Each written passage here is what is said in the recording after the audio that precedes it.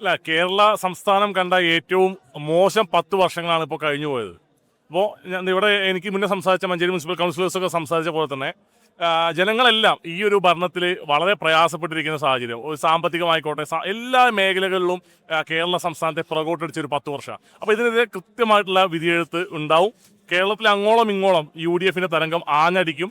ഇടത് കോട്ടകളെല്ലാം അവരുടെ ഇന്നലകളിൽ അവർ കോട്ടകൾ എന്ന് പറഞ്ഞ് അവകാശവാദം ഉന്നയിച്ച കോട്ടകളെല്ലാം ഇത്തവണ തകർന്ന് തരിപ്പണമാകും. വളരെ മികച്ച ഒരു ഭൂരിപക്ഷത്തിൽ ഐക്യ ജനാധിപത്യ മുന്നണിയിലെ സർക്കാർ കേരളത്തിൽ അധികാരത്തിൽ വരും. കോൺഗ്രസ് വരാണെങ്കിൽ ഏറ്റവും ഫസ്റ്റ് ഒരു മാറ്റം അല്ലെങ്കിൽ ഏറ്റവും കൂടുതൽ ഫോക്കസ് ചെയ്യുക എന്തിലായിരിക്കും എന്നാണ് തോന്നുന്നത്? സ്വാഭാവികമായിട്ട് ഇവിടെ ജനങ്ങൾ നേരിടുന്ന ഒരുപാട് പ്രശ്നങ്ങൾ, അടിസ്ഥാനപരമായിട്ട് ജനങ്ങളെ ഫേസ് ചെയ്യുന്ന അല്ലെങ്കിൽ ജനങ്ങളെ വിശ്വാസത്തിലെടുത്ത് മുന്നോട്ട് പോകുന്ന ഒരു സർക്കാരായിരിക്കും ഇനി കടന്നു വരിക. നമ്മൾ തിരഞ്ഞെടുക്കപ്പെട്ട നമ്മുടെ സ്ഥാനാർത്ഥികളായിക്കോട്ടെ എല്ലാം ജനകീയ പ്രശ്നങ്ങളിൽ ഇടപെട്ട് ഇന്നലകളിൽ ഇവരുടെയൊക്കെ ഭാഗമായിട്ട് ഈ ഒരു സമൂഹത്തിൽ നല്ല രീതിയിൽ പ്രവർത്തിച്ചു പോകുന്ന ആളുകളെയാണ് നമ്മൾ ഇത്തവണ കാൻഡിഡേറ്റ്സ് ആയിട്ട് സെലക്ട് ചെയ്തിട്ടുള്ളത്. UDF മുന്നണി ഒന്നാകെ. അപ്പോൾ അവരെല്ലാം ജനങ്ങളുടെ പൾസ് അറിയുന്ന ആളുകളാണ്. സ്വാഭാവികമായിട്ട് ജനങ്ങളുടെ പ്രയാസങ്ങളെ കണ്ടറിഞ്ഞ് അതിനെ റെക്ടിഫൈ ചെയ്യുന്ന പ്രവർത്തനങ്ങളുമായിട്ടായിരിക്കും UDF സർക്കാർ മുന്നോട്ട് പോകാനാണ് ഞങ്ങൾ എല്ലാവരും ഉറച്ചു വിശ്വസിക്കുന്നത്.